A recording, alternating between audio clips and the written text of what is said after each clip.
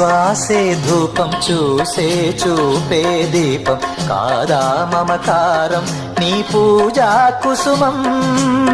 మనసు హిమగిరిగా మారినది, మనసు హిమగిరిగా మారినది.